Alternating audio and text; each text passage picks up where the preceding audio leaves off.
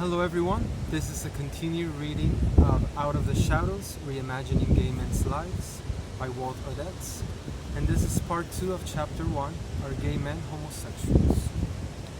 The Significance of Words.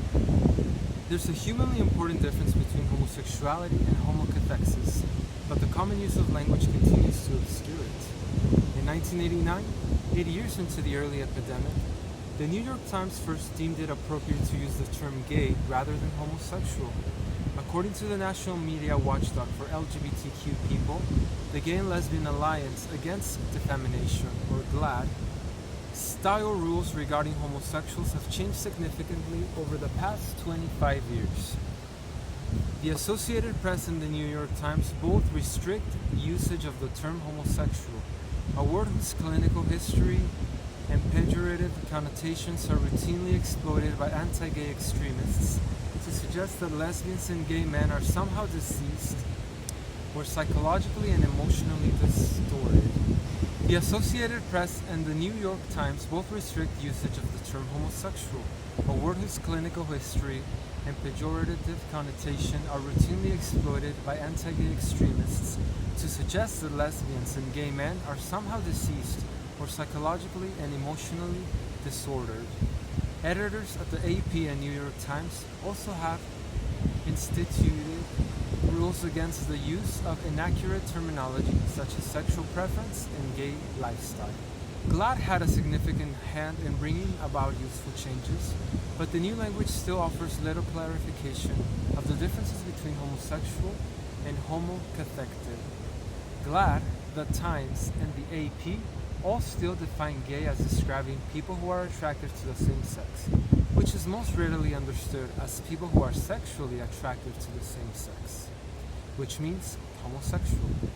The now politically correct term gay has a complex history, but it is thought by some to have originated in the early 20th century America, where it was used among homosexual men themselves. It was almost certainly first used as code for homosexual and was certainly not an assertion of pride or a public assertion of any kind.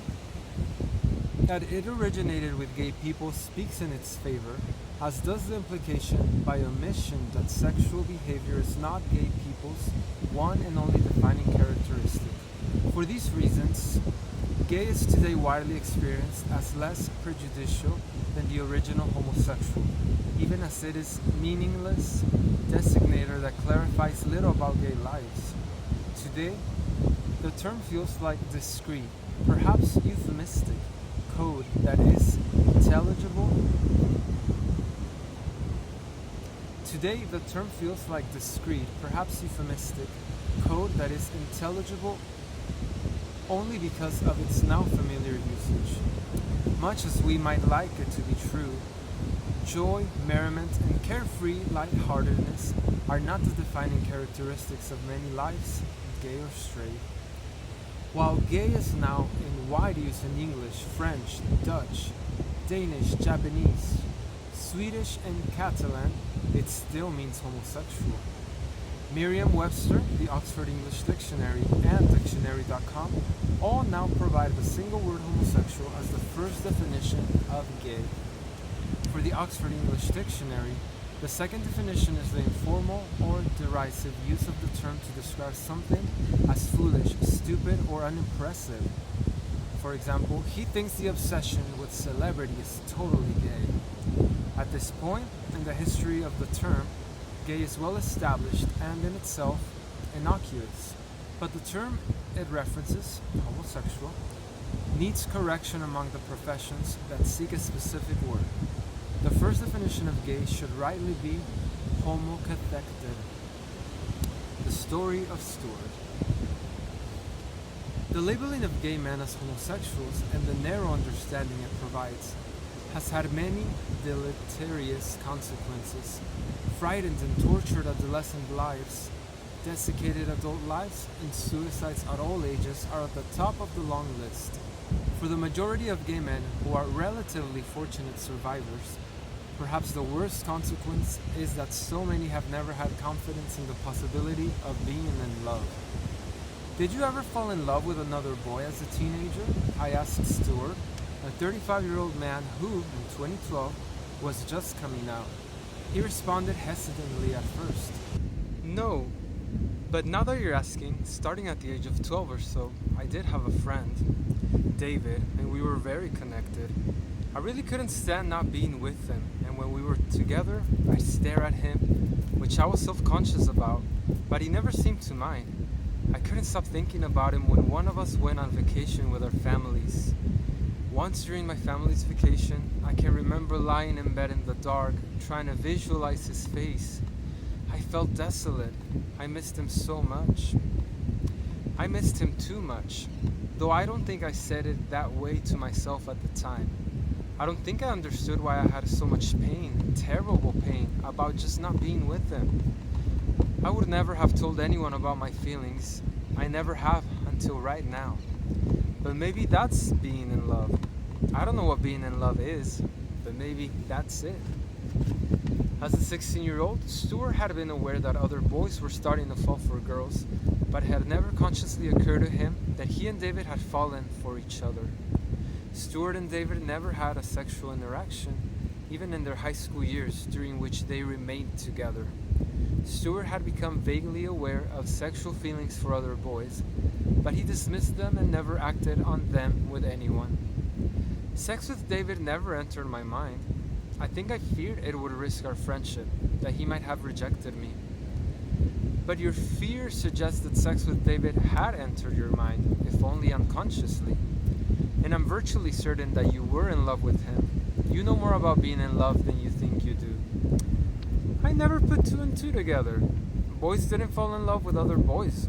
I knew there were gay men who were couples, but to me that sounded more like having a buddy you go biking with. Maybe you had sex with other men, but you weren't in love. I don't know what David was feeling when we were kids. We were like glue on glue for 6 years until we both went away to college. I don't think I told you, but several months ago, I found out on Facebook that David is gay too. He has a boyfriend, and they live in Atlanta.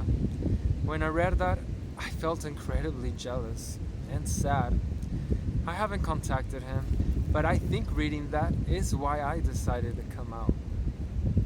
Stuart's incomprehension about his relationship with David is a common experience for young gay men. After a year of working together with me, Stuart, now out and more sexually active, but still largely unconvinced that men fell in love and had that kind of relationship, left therapy.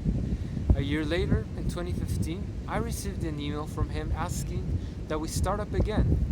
In the note, he told me that he had met Geoff in 2014 and that a few months ago they had made plans to live together.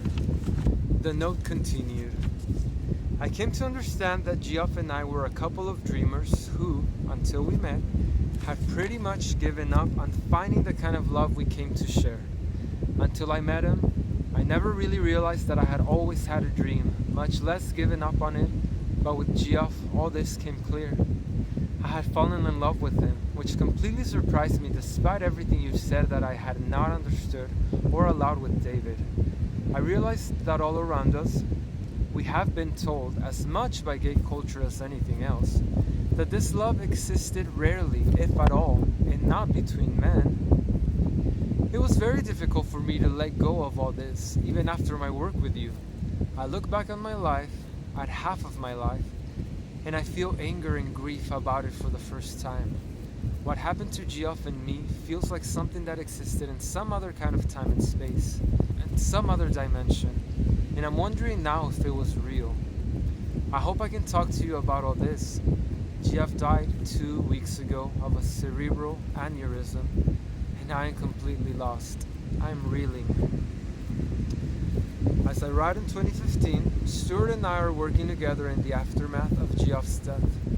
Even with the loss of Geoff, Stuart recognizes that he was fortunate to have had an experience of the other dimension. In their short time together, Stuart had not only discovered Geoff, Stuart had discovered within himself a capacity that he had not known he had, a capacity to love and be in love that he had doubted in all gay men. As adults, many gay men find themselves bewildered by gay relationships, often having ongoing sexual encounters that, in the longer term, become unsatisfying. Such sexual experiences, however, are only rarely meaningless and casual. They are almost always a search for emotional connection to another man, but one often conducted without the developmental experience that would facilitate and support the process. Many gay men have difficulty integrating sex into relationships and relationships into sex because the homosexual idea does not permit it.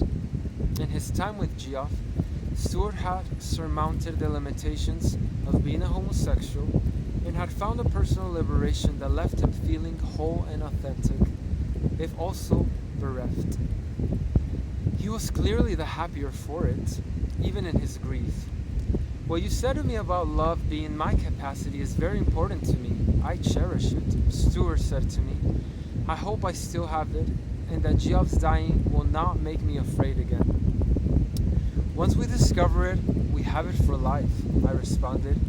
You have it. The developmental gender split, the story of Felix. The internal sensibilities of gay men are often perceptibly different from those of resolutely heterosexual men. In the 19th century, before the discovery of the total homosexual, same-sex behavior was sometimes described in the psychiatric literature as a gender inversion, an idea that hints at something real but misconceptualizes the issue. Gay sensibility and the sexual connection it fosters suggest neither an inversion nor a third gender, but a variable integration of what we think of as normative female and male characteristic and sensibility. The integration is the pure internal correlate of what the queer movement calls gender bending. It is emotional gender blending, often without external physical expression. Many years ago, I knew a male-identified, effeminate HIV prevention specialist, Frank, who, on our first meeting, appeared at a conference in a flowered hat, an army fatigue jacket, a pleated green velvet skirt, and hiking boots. From head to toe, he was obviously well bent, and internally, he was well blended. His complex, integrative internal sensibility made him unusually astute in recognizing and articulating the psychology of HIV prevention issues for gay men. And for him, the fashion statement was an important expression of self. Although some gay men are obviously effeminate, a term too often used derisively to mean unmanly, many are not, even as they hold some mix of feminine and masculine sensibility behind a largely conventional male presentation. The phenomenon known as Gaydar, the ability to sense if someone is gay, is significantly reliant on one's capacity to read another's internal sensibility. If, the gender of sexual partners aside, all gay men were just like everyone else, Gaydar would be useless. But gay men and many women are particularly adept in its use. Straight men, generally less so. For gay men, effective Gaydar is partly a necessary skill for living in a hostile society and partly a normal human, particularly female, capacity to sense shared sensibility. Sometimes it takes one to know one. Gaydar is a form of empathy, and it allows two men to click, often with nothing more than brief eye contact. Heterosexuals also have Gaydar, but the efficacy is more variable, partly because they often place too much weight on the obvious, visible, expressed sensibility. Gay sensibility is more readily perceived and appreciated by women because they share some of the gay man's internal sensibility, and because gay men often lack the conventional male posturing and sexual interest apparent in straight men. If, defensively, gay men do posture, it is more likely with heterosexual men than with women. Some heterosexual men are able to read the sensibility of gay men and appreciate it. Many are not. Those who are, through some combination of developmental outcomes and their experience with women, often admire the emotional insight of gay men, their comfortable discourse with women, and their freedom from the familiar, constricted male identities that are preoccupied with the denial of vulnerability and focused on the avoidance of humiliation. These accepting heterosexual men are relatively comfortable and secure in their own identities. Those who are threatened by gay men are sometimes aggressively homophobic.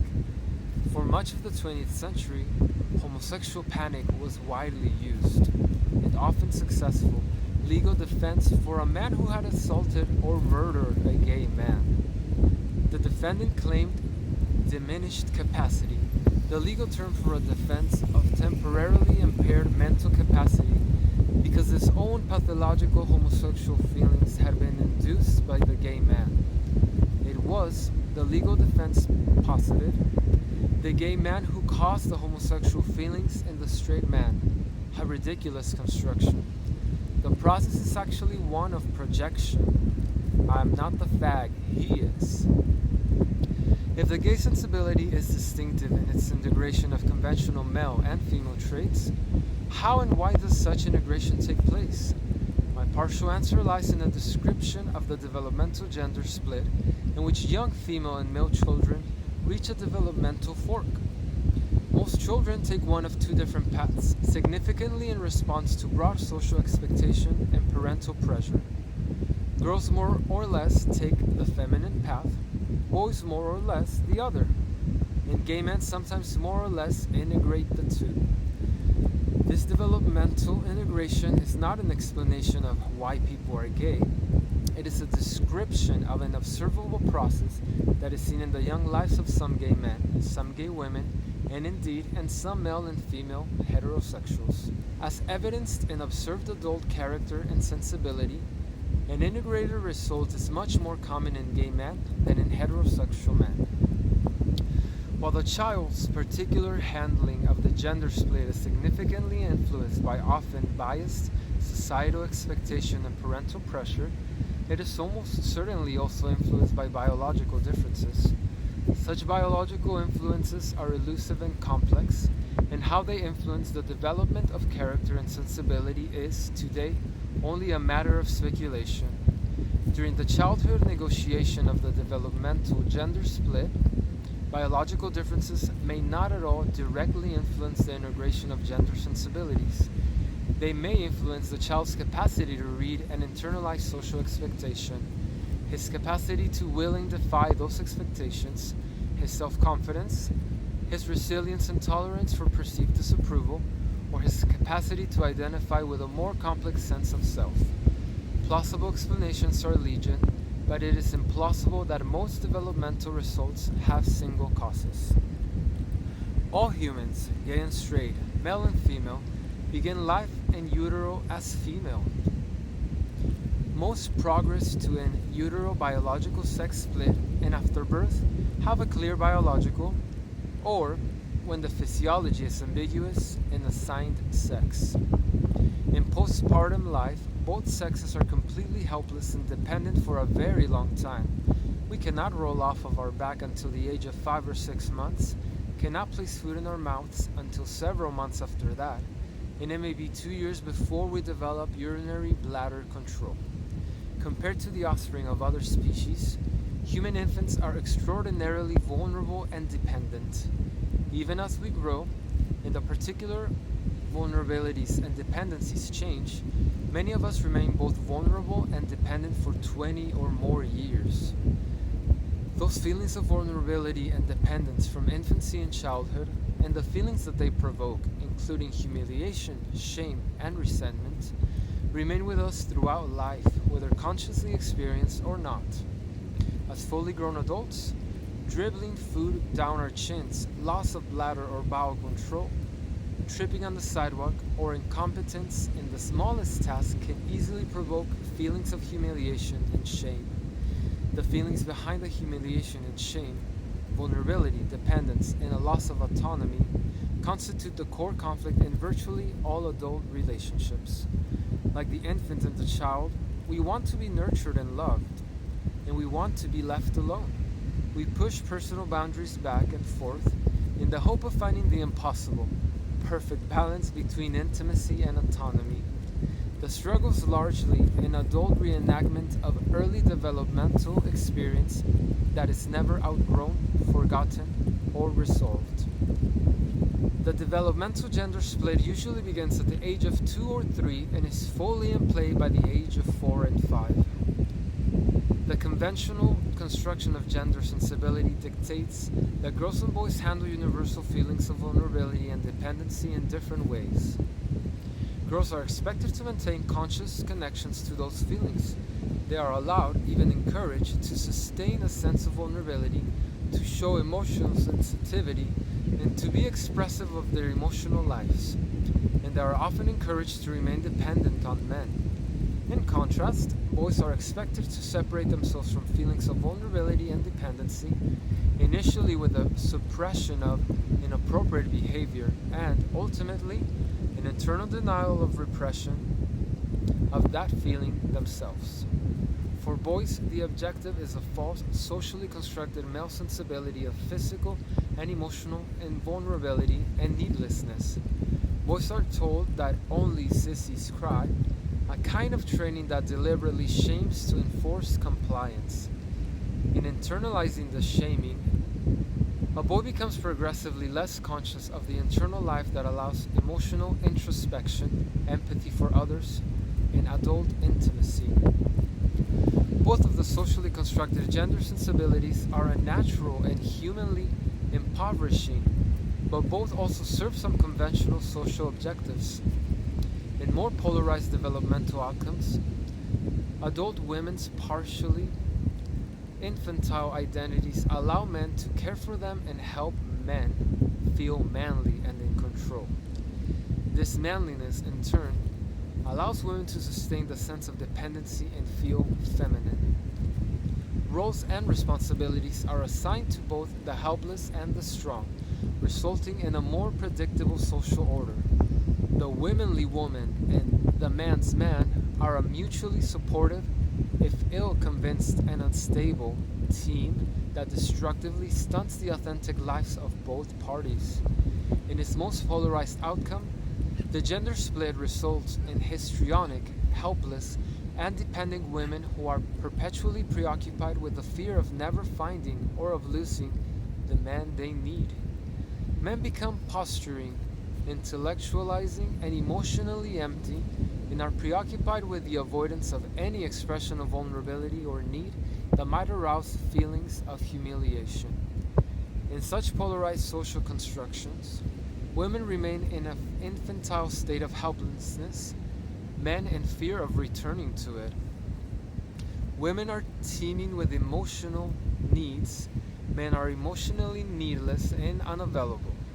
Women live in their emotional lives, men in their intellects and the external world. Women are expressive, men contained. Women are reparative, men destructive. Women are passive and inactive, men assertive and controlling. Women get depressed, men get angry. Women talk, men take defensive action. Women are on the bottom, men on top. Women receive, men insert. Fortunately, such narrow, polarized outcomes do not describe all Americans, particularly today's younger, educated urban adults.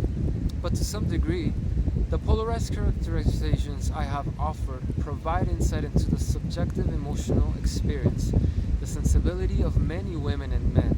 Some biological differences between the two sexes also certainly contribute to differences in gender roles. Throughout life, the primitive emotional response to body size and physical strength remains a powerful influence for people born as infants and raised in a world of giants. Some differences in brain structure and the sex-specified balance of hormones are also characteristic. But even with a complex combination of biological influences, the differences between gender would be far more subtle without the conventional social construction of gender and the developmental split it spawns. Women and men are simply not that different, which the women's movement and an expanding sense of women's potential in Western societies has made obvious in recent decades.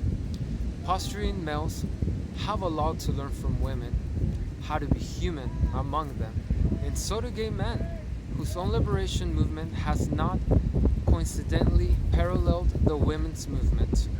The expanded lives of women have been of great benefit to gay men, allowing many to be much more accepting and appreciative of the conventionally feminine components of a gay sensibility. Many people, gay and straight, are able to accomplish some integration of traditionally feminine and masculine sensibilities. But for gay boys who live in a substantial secret difference from other boys, an integrative developmental experience is often problematic. Families and peers who are living out their own developmental legacies and uncertain or precarious identities often feel threatened by a boy's complex gender sensibility. The gay boy is thus often forced to conceal the overt expression of any internal feminine sensibility, and the boy who does not is too often the object of emotional and physical abuse.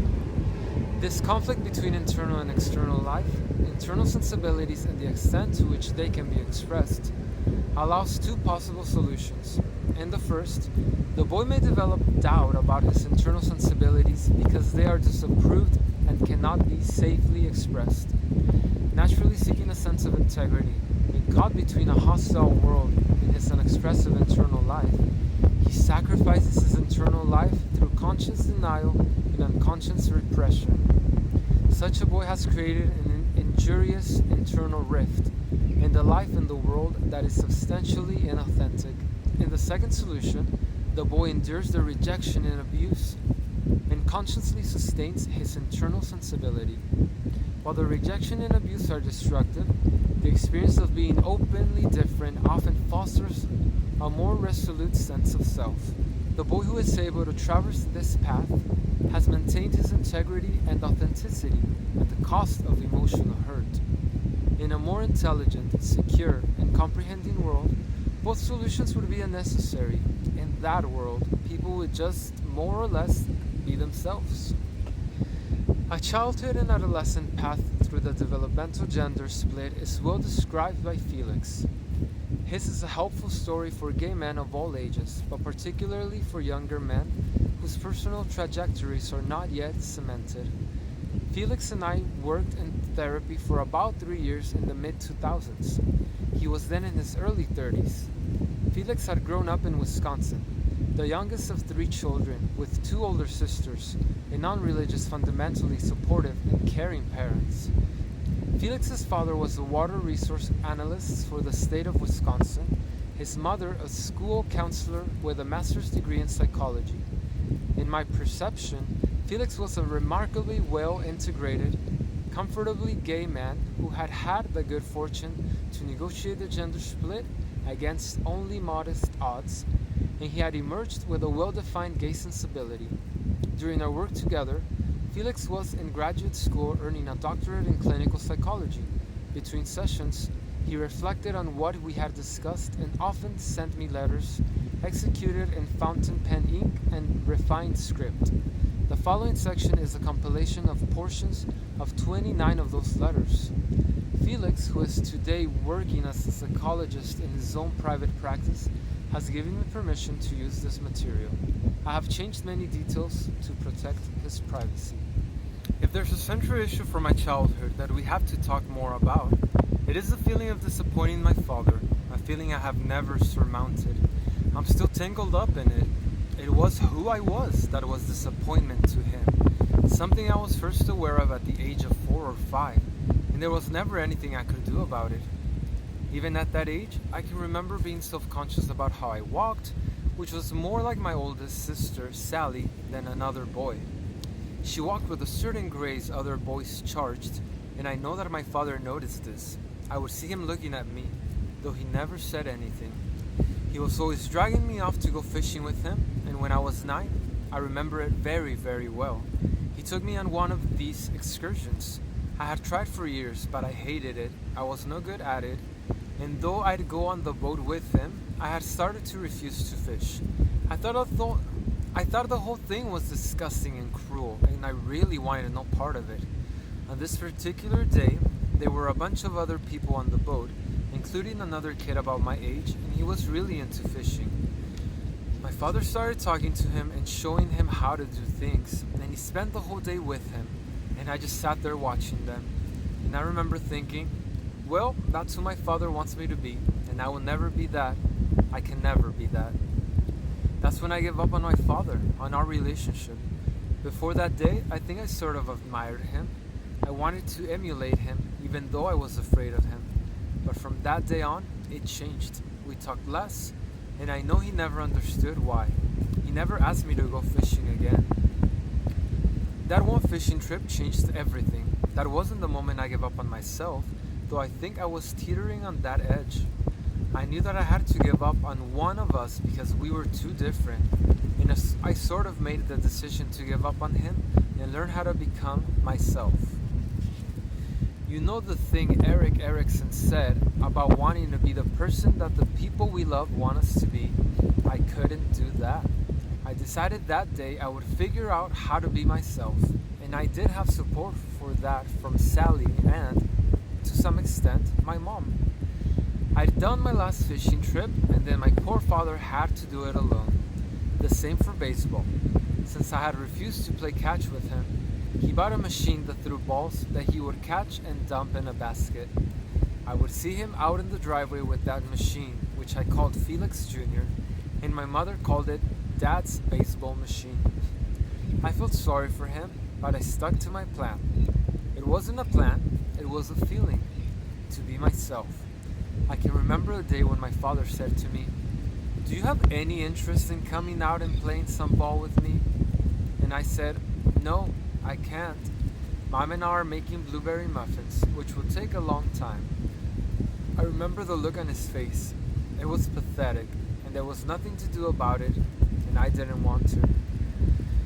Later that afternoon, he was still out in the driveway with the machine, and I went up to my room to practice the violin, which I was very involved with by that time. I opened the window to my room, which faced out on the driveway, so my father could hear me play, and I practiced for a couple of hours. I was aware of deliberately opening the window, but at the time I didn't know why I'd done it, particularly because the ball machine made quite a bit of noise. Now I think I was hoping my father would appreciate the playing and love me, but at the time it was more like a "fuck you, this is who I am. You play baseball and I play violin." In those days, all the way through high school, I never felt more myself than when I was playing. I don't think I've mentioned this to you, but there were Brahms and Schubert pieces that made me cry. This feeling about being myself. I was much older before I really knew what that meant or why it was so important. When I was younger, I was aware that I was different, that certain things about me were girly, and I was always going back and forth about trying to hide them. It was clear that girly meant weak, though in many ways I didn't feel weak. It was more like a sense of not knowing who I was, of having to keep thinking that through and putting it together, though it seemed so automatic for other boys. I had no idea who other boys were. It was to me an alien world that I didn't know anything about. I'd watch them walk and talk and be completely mystified about what was in their heads. Even if I hadn't figured out the girly thing and who I wasn't going to be no one and slink around. I went through a period around the age of 11 or 12 thinking maybe I was a girl. And I stared at myself in the mirror to see if that was possible and to see if my face looked like a girl's or not. I felt vulnerable like a girl around other boys. I spent much more time with girls than boys, and I thought about it a lot and decided that no, I had a dig and I was a boy. I was just a certain kind of boy, or would become one. I was a boy who had some girly traits, and I'd just have to figure out how to make that work. Being a boy or a girl wasn't the answer. I remember sitting with a girlfriend during recess at school, and her so-called boyfriend came over. We were about 12 or 13 at this point, and sat with us. And I looked at the two of them and thought, I'm not like either of them. And I was aware that I was more attracted to him than her. And I remember trying to visualize how he'd look with his clothes off. He was wearing shorts, and I remember I was looking at his legs and trying not to be conspicuous.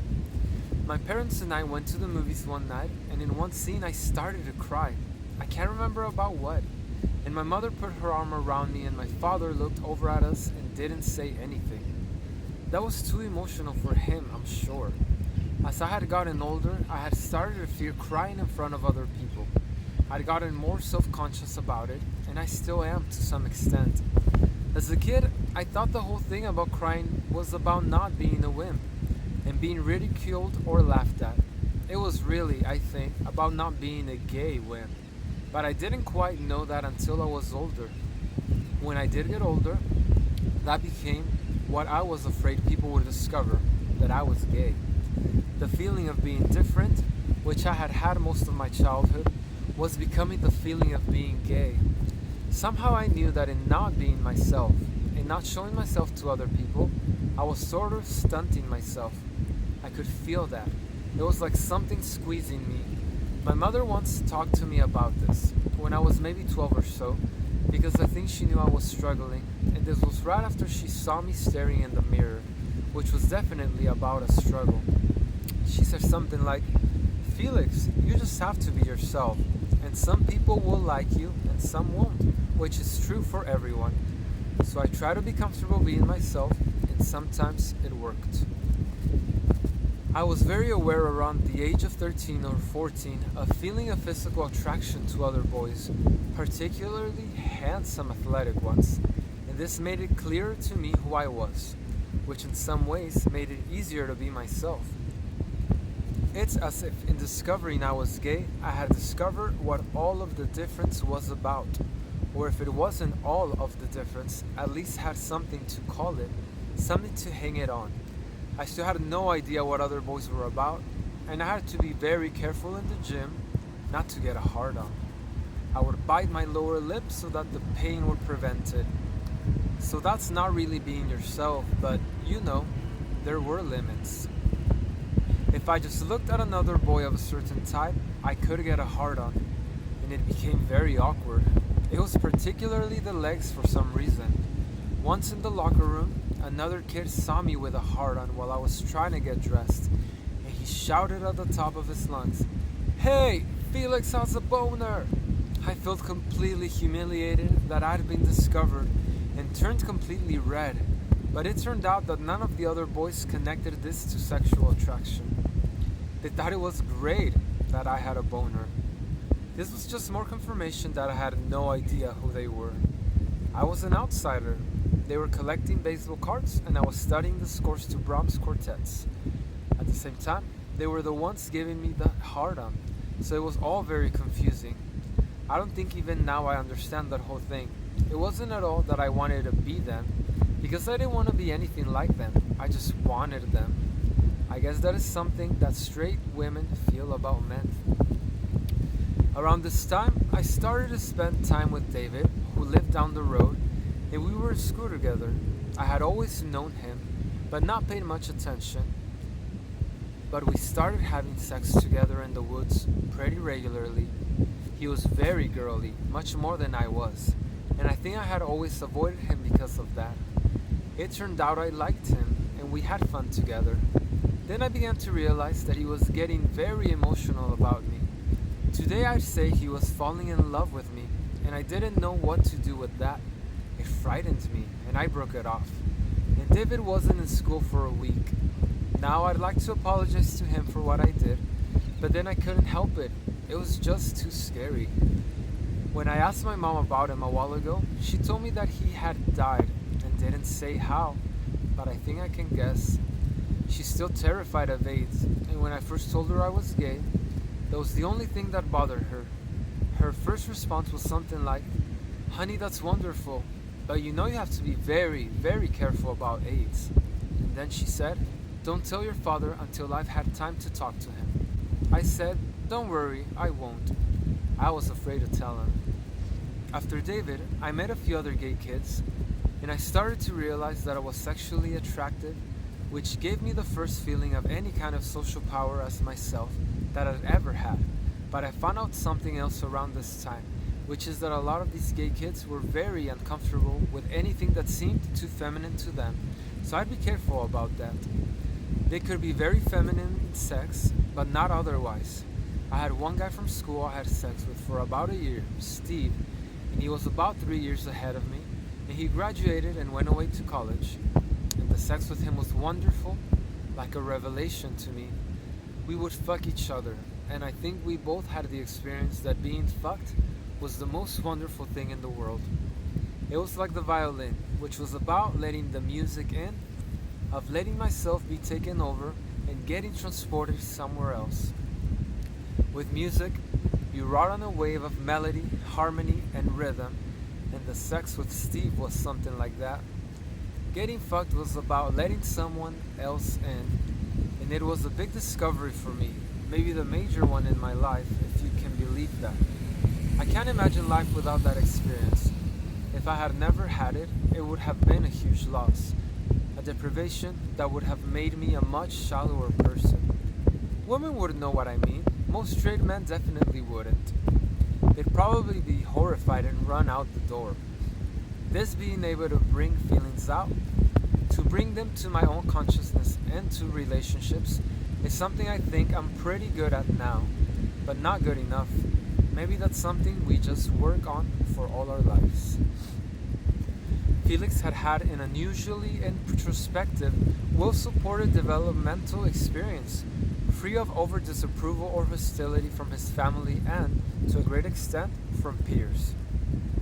The decision that he made after his last finishing trip at the age of 9 was pivotal. Even as he felt like a disappointment to his father, he decided that he would have to try to be himself, and he managed to more or less stay the course.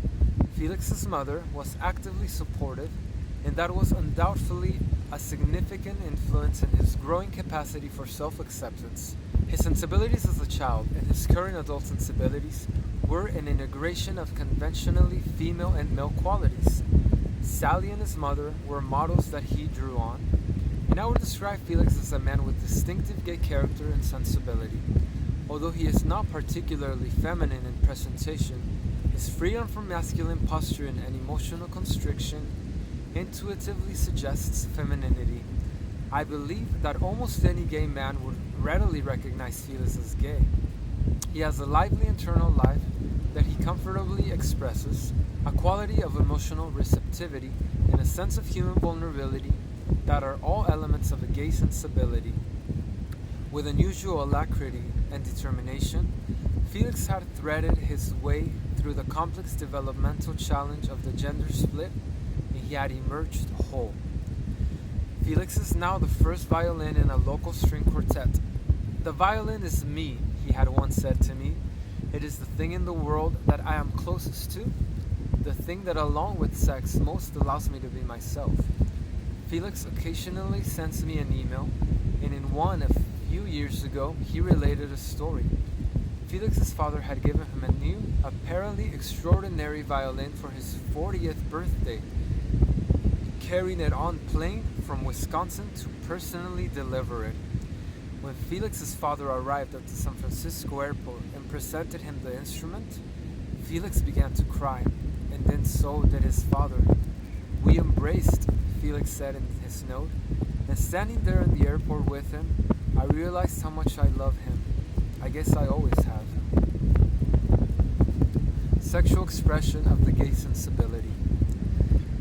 As I have defined the term, emotional sensibility can be thought of as the interaction of three variably related components.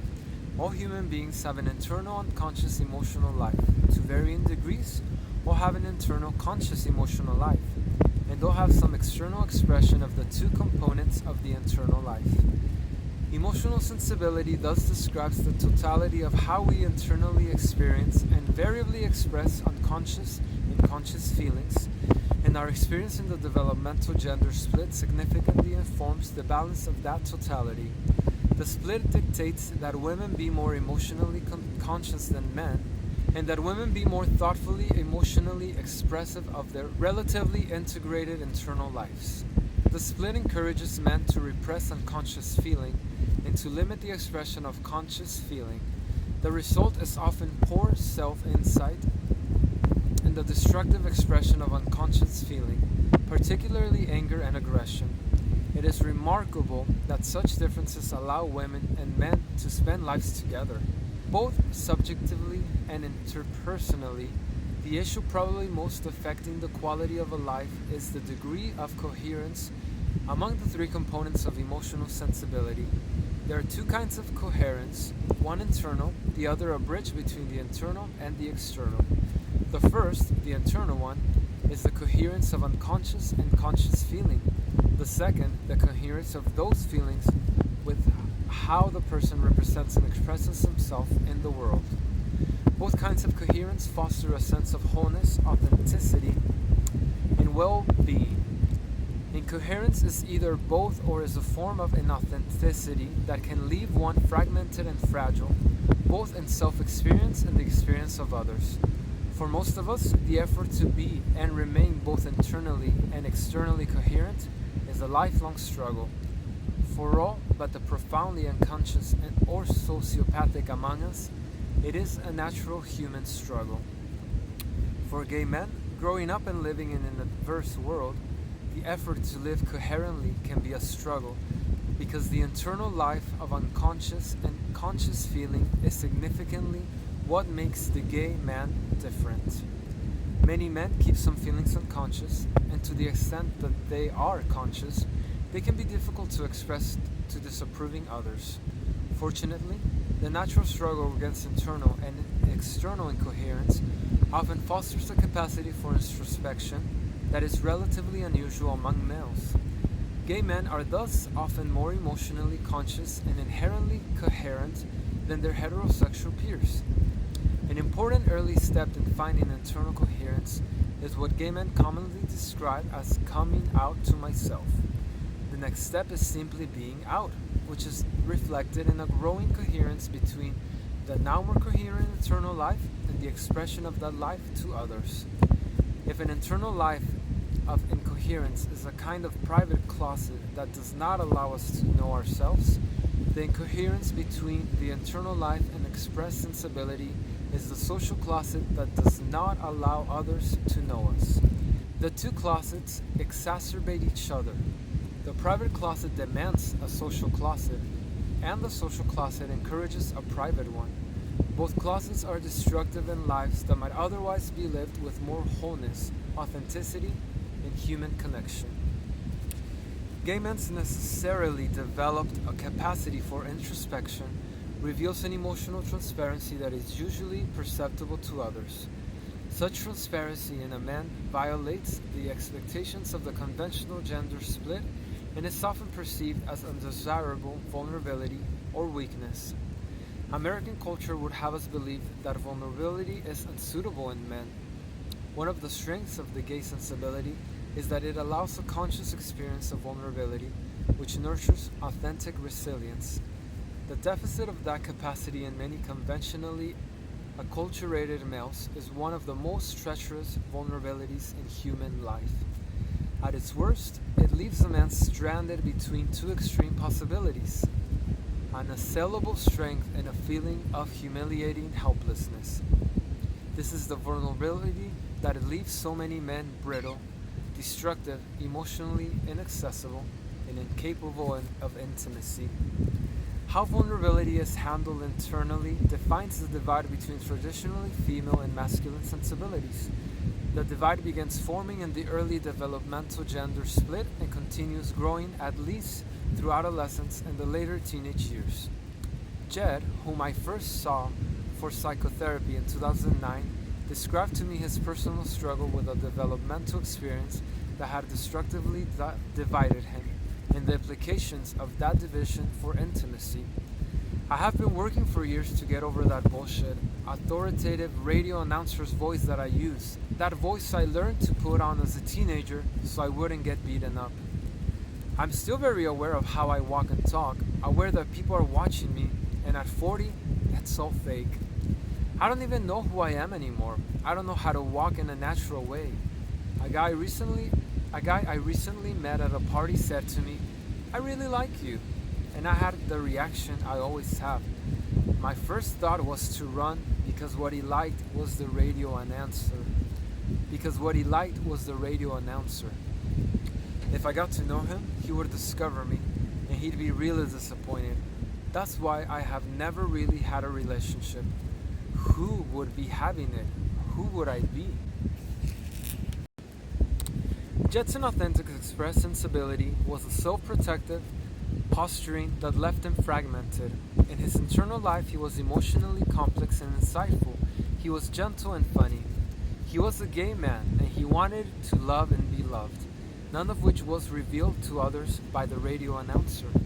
His internal and expressed sensibilities were incoherent, and the incoherence left him feeling that he did not know who he was, or that he was no one. Over time in our work together, Jed came to recognize that he was his internal life, including the many unconscious feelings that he was slowly able to make conscious. He had to learn to express that increasingly coherent internal life to others. He would have to work for an expressed sensibility that somehow blended the forbidden, off-the-air feminine and masculine sensibilities that he lived with internally.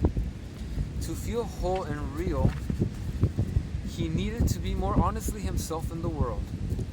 He was someone whom many would be happy to discover, not someone who needed to be hidden from view, and he began to accept that. Authentic lives are significantly non-reactive. They are primarily rooted in an internal center rather than in others' norms and expectations. Predominantly, inauthentic lives are reactive and are decentered. Predominantly, inauthentic lives are reactive and are decentered by external influences. In their most polarized forms among gay men, both feminine and masculine expressed sensibilities suggest some reactivity. The man is not seeking himself, he is reactively embracing or rejecting the person that others expect him to be. Straight looking, straight acting, and highly effeminate gay men are sometimes examples of such reactivity. The man who strives to present himself as largely masculine or feminine must support the effort by keeping aspects of his internal sensibility unconscious. In that unconsciousness, he hides himself, not only from others, but from himself. Reactive lives are understandably a hallmark of all stigmatized minorities. While stigmatization provokes reactivity and makes an internally centered life more difficult, a remarkable number of gay people have managed to live relatively centered lives and live them well. This is a notable triumph in the face of persisting adversity. In a better world, a considered comfortably secure and eclectic world, such lives would be natural.